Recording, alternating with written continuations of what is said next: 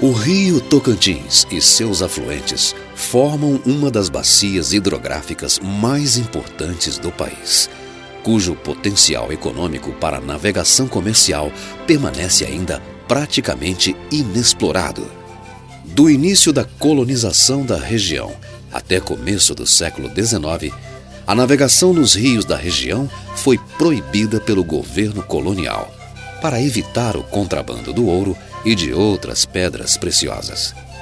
A nossa relação com o rio Tocantins e o Araguaia, ele se dá a partir de 1770, quando o Marquês de Pombal ele muda toda a política econômica do Brasil e incentiva a navegação. Nesse momento, o Marquês de Pombal ele passa a ter uma visão de que a agropecuária seria o grande foco. Em 1770, antes dominava no Brasil o ouro, e no período do ouro, principalmente aqui no Tocantins, era proibida a navegação. Por que era proibida? Porque para que não tivesse tanto contrabando de ouro. Estradas e picadas controladas pelos guardas e fiscais da administração real portuguesa eram os únicos caminhos permitidos. Com a queda na produção das minas da região e o desenvolvimento da pecuária, o governo colonial passa a incentivar a navegação fluvial. Antes, com o ouro, a navegação era proibida. E a partir de 1770, a navegação passa a ser liberada. E com isso, há um interesse muito grande das pessoas morarem na beira dos rios, em especial do rio Tocantins e do Araguaia. Atento a esta nova realidade, o príncipe regente do Brasil, Dom João, em setembro de 1811, determina a abertura de novos acessos para o interior e incentiva a exploração comercial da navegação fluvial. Com o fortalecimento do comércio local, novas cidades foram criadas às margens dos rios mais importantes. Até meados do século XX, a navegação dos rios da bacia do Tocantins se desenvolve e se transforma no principal meio de escoamento da produção da região e abastecimento do mercado regional, com produtos oriundos do Porto de Belém do Pará. Uma nova frente colonizadora chega à região tocantina junto com a abertura da rodovia Belém-Brasília. Novas cidades são formadas às margens da nova rodovia. O transporte fluvial perde competitividade, com a rapidez dos caminhões e automóveis movidos a combustível barato, que chegam facilmente a todos os rincões da região. A relação do homem com os rios, em especial no caso nosso aqui, o Tocantins e o Araguaia, ele passou por 3 estágios.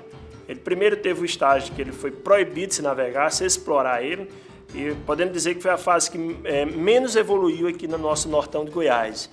A segunda fase, que foi a partir de 1770, que foi liberada a navegação, onde houve uma evolução muito grande em termos de quantidade de cidades que surgiram na beira, seu aproveitamento.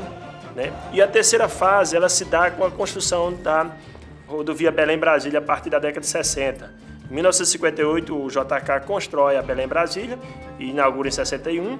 E a partir daí, há uma mudança do foco. O homem passa a focalizar mais a questão da rodovia. Despreza o rio, até porque a rodovia dá uma agilidade maior. Final do século XX, a região alcança autonomia com a criação do Estado do Tocantins em 1988. Em pouco mais de 20 anos, com o crescimento acelerado da economia da região, aliados à demanda por meios de transportes mais baratos e eficientes para dar competitividade à produção local, os nossos rios passam a ser indispensáveis para a formação das vias multimodais, integrando hidrovias, rodovias, ferrovias, ligando portos e aeroportos estratégicos. Modal hidroviário, peça fundamental na logística de transportes do Tocantins. Os caminhos por terra, água e estrada de ferro apontam para o norte e para o Atlântico, diminuindo distâncias e se tornando ponto estratégico de recepção e escoamento de produtos.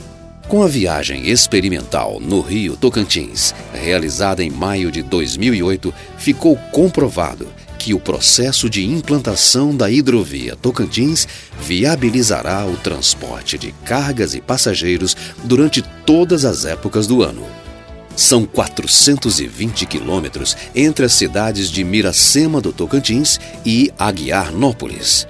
E com conclusão da eclusa de Lajeado, na hidrelétrica Luiz Eduardo Magalhães, o trecho de 280 quilômetros se tornará navegável entre Miracema e Peixe, selando o elo entre a região sul. A adaptação e manutenção do canal navegável, através de obras pontuais e de sinalização da hidrovia Tocantins, fortalecerá ainda mais o transporte ferroviário, barateando o custo de produtos, além de causar menos poluição, acidentes e possuir baixo custo de construção. Com o início das obras do Porto de Praia Norte, a operação da hidrovia Tocantins ganha novo fôlego. Afinal, será o primeiro porto fluvial interestadual do país, uma rota alternativa e complementar do corredor Centro-Norte, com o Tocantins ao centro, rumo ao Atlântico. A localização estratégica no portal da Amazônia confere ao Tocantins a condição de centro distribuidor de riquezas. E como cerca de 90% das mercadorias que entram e saem do país passam pelos portos brasileiros, o Porto de Praia Norte se torna peça fundamental no desenvolvimento do Tocantins. Nesse cenário, o porto será ponto de recepção e escoamento da produção industrial da Zona Franca de Manaus, o maior distrito industrial do país. Tantas remessas contribuem para a geração de emprego e renda, aumento na arrecadação de tributos, além de transformar o município e a região do Bico do Papagaio num centro atrativo para outros complexos industriais. Já na mão inversa, também poderá ser centro de distribuição de alimentos para a região amazônica e para outros países. O porto vai colocar o Tocantins na rota dos 3 principais portos do Brasil: o de Manaus, no Amazonas, o de Belém, no Pará, e o de Itaqui, no Maranhão. E com a construção das obras das eclusas de Tucuruí, no Pará, de Estreito, no Maranhão, e de Lajeado, no Tocantins, além de ser possível navegar de Manaus à Praia Norte, o percurso poderá se estender até a região sul e central do estado, onde as mercadorias poderão ser distribuídas pelo modal rodoviário, por meio da BR-153, ou pelo modal ferroviário pelos trilhos da Norte-Sul. A alternativa ainda descentralizará a utilização do Porto de Belém, reduzindo o tempo de percurso e o custo do frete numa média de 17% a 58%, dependendo do destino final da mercadoria. A instalação desse empreendimento de grande porte é uma parceria do governo do Tocantins com o setor privado, um investimento de 405 milhões de reais, gerando cerca de 1.000 empregos diretos. A estrutura terá instalações portuárias, uma área retroportuária oferecida à iniciativa privada para instalação de indústrias, processamento e entrepostagem de mercadorias oriundas do norte do país, principalmente da Zona Franca de Manaus. Parte das operações no porto está prevista já para 2011, quando, mais uma vez, o Rio Tocantins volta a se tornar o caminho para o progresso.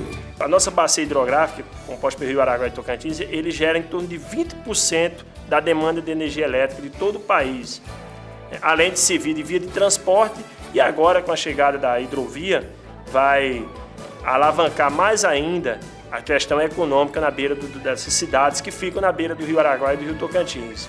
Governo do Tocantins. Trabalho e compromisso com você.